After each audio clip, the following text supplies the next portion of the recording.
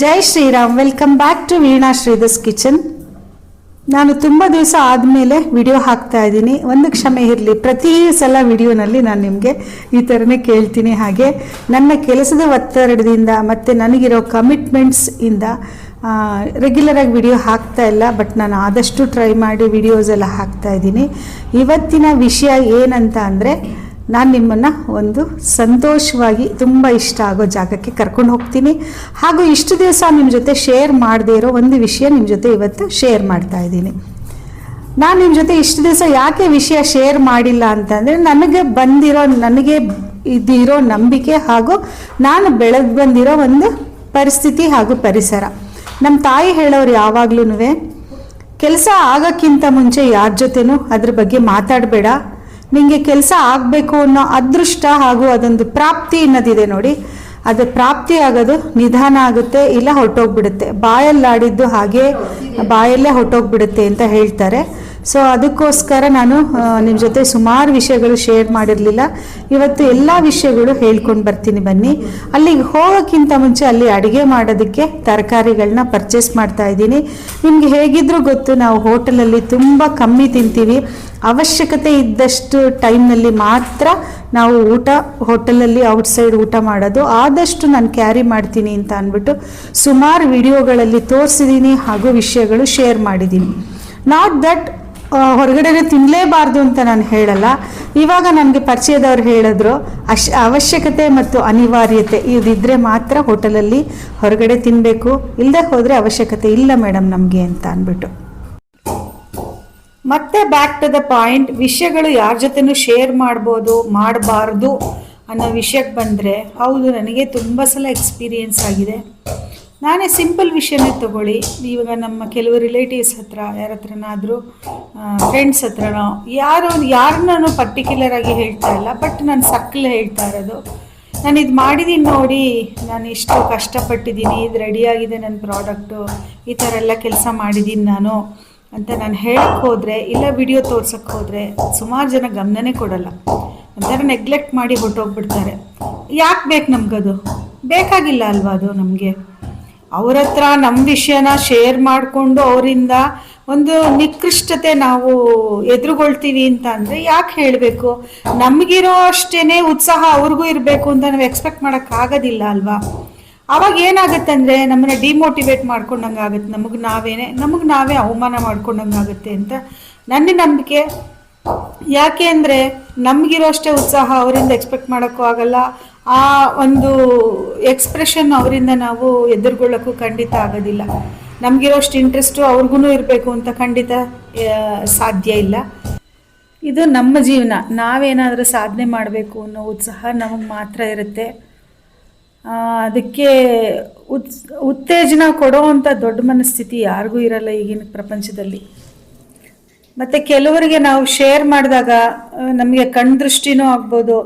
ಯಾವುದು ನಂಬಿಸ್ತಿರೋ ಬಿಡ್ತಿರೋ ಒಂದು ನೆಗೆಟಿವಿಟಿ ಅನ್ನೋದಂತೂ ಪ್ರಪಂಚದಲ್ಲಿ ಇದ್ದೇ ಇದೆ ಅಲ್ವಾ? ಅದನ್ನಾದರೂ ನಂಬೇಕಲ್ವಾ? ಅದಕ್ಕೋಸ್ಕರನೇ ತುಂಬ ಇಂಪಾರ್ಟೆಂಟ್ ಕೆಲಸಗಳು ಆಗೋಕ್ಕಿಂತ ಮುಂಚೆ ಯಾರ ಜೊತೆ ಶೇರ್ ಮಾಡಬೇಡಿ. ತುಂಬ ಒಂದೊಂದು ಸಲ ನಿರುತ್ಸಾಹ ಬರುತ್ತೆ ಹಾಗೂ ಕಣ್ದೃಷ್ಟಿನೂ ಆಗುತ್ತೆ. ತುಂಬ ಬೇಗ ಡಿಮೋಟಿವೇಟ್ ಕೂಡ ಆಗ್ತೀವಿ. ಯಾವಾಗಲೂ ಸಾಧನೆ ಮಾಡಿ ತೋರಿಸೋಣ. ಸಾಧನೆ ಮಾಡೋಕ್ಕಿಂತ ಮುಂಚೆ ಯಾರ ಜೊತೆನೂ ಶೇರ್ ಮಾಡೋದು ಬೇಡ. ಇವತ್ತು ನಾನು ನಿಮ್ಮನ್ನು ಕರ್ಕೊಂಡು ಹೋಗ್ತಾ ಇರೋದು ವಿರಾಜಪೇಟೆಯ ನಮ್ಮ ಮನೆ ಹತ್ತಿರ. ಇದರಲ್ಲಿ ತುಂಬ ಇಂಪ್ರೂವ್ಮೆಂಟ್ಸ್ ಇದೆ. ಇಲ್ಲಿ ರೀಚ್ ಆಗ್ತೀವಿ ನೋಡಿ, ನಿಮಗೆ ಆಶ್ಚರ್ಯ ಆಗುತ್ತೆ. ಇನ್ನೇನೊಂದು 2 ಮಿನಿಟ್ಸ್ ಅಲ್ಲಿ ರೀಚ್ ಆಗ್ತಾ ಇದ್ದೀವಿ. ಸೊ ಎಲ್ಲರೂ ನನ್ನ ವಿಡಿಯೋನಲ್ಲಿ ಕೇಳಿದ್ರು, ಸಣ್ಣ ಆಗಿದ್ದೀರಲ್ಲ ಹೇಗೆ ಅಂತ ಅಂದ್ಬಿಟ್ಟು. ನಮ್ಮ ಈ ಪ್ರಾಡಕ್ಟ್ಸ್, ವೀನಸ್ ವೇದಿಕ್ಸ್ ಪ್ರಾಡಕ್ಟ್ಸ್ ಎಲ್ಲ ನಿಮಗೆ ಗೊತ್ತು. ಅದನ್ನೆಲ್ಲ ಯೂಸ್ ಮಾಡಿ ನನ್ನ ವೆಯ್ಟ್ ರಿಡ್ಯೂಸ್ ಆಗಿರೋದು.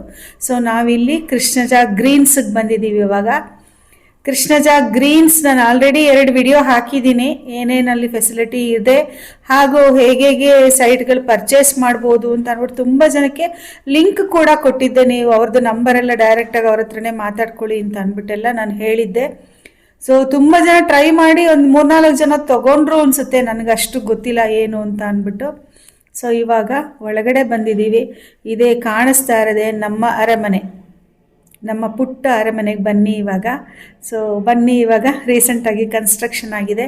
ಈ ಕನ್ಸ್ಟ್ರಕ್ಷನ್ನು ಯಾವಾಗ ಮಾಡಿದ್ವಿ, ಎಷ್ಟು ದಿವಸ ಆಯಿತು ಅನ್ನೋ ಡೀಟೇಲ್ಸು, ಸ್ಮಾಲ್ ಡೀಟೇಲ್ಸು ನಾನು ಮುಂದೆ ನಿಮಗೆ ಕೊಡ್ತಾ ಬರ್ತೀನಿ. ಈ ಕೃಷ್ಣ ಗ್ರೀನ್ಸಲ್ಲಿ ನಮ್ಮದೇ ಆದ ಒಂದು ಪುಟ್ಟ ಅರಮನೆ ರೆಡಿಯಾಗಿದೆ.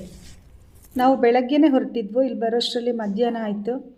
ಬರೋಷ್ಟರಲ್ಲಿ ರಸಮ್ಮು, ಆಮೇಲೆ ಅನ್ನ ಅವಳಿಗೆ ತಿಳಿದ ಮಟ್ಟಿಗೆ ಮಾಡಿದ್ಲು. ಚೆನ್ನಾಗೇ ಇತ್ತು. ಚಿಕ್ಕ ಹುಡುಗಿ ಅವಳು. ಕ್ಯಾಬೇಜು ಮತ್ತು ಕ್ಯಾರೆಟ್ ಹಾಕಿ ಪಲ್ಯ ಮತ್ತು ಮೊಸರು ಇಷ್ಟು ಇತ್ತು.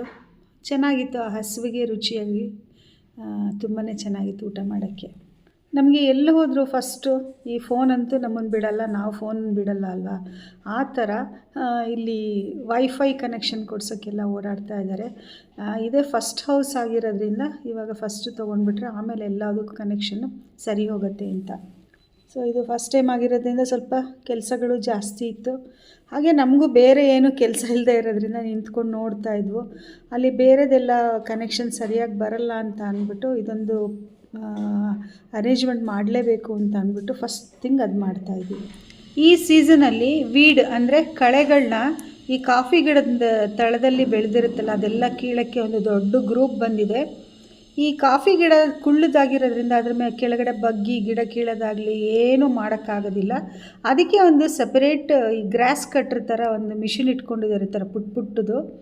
ಇದಕ್ಕೆ ಇವ್ರಿಗೆ ಅವರ್ಸ್ ಟುಗೆದರ್ ಲೆಕ್ಕದಲ್ಲಿ ದುಡ್ಡು ಕೊಡೋದಂತೆ. ತುಂಬ ಎಕ್ಸ್ಪೆನ್ಸಿವ್ ಅಂತೆ ಇದು.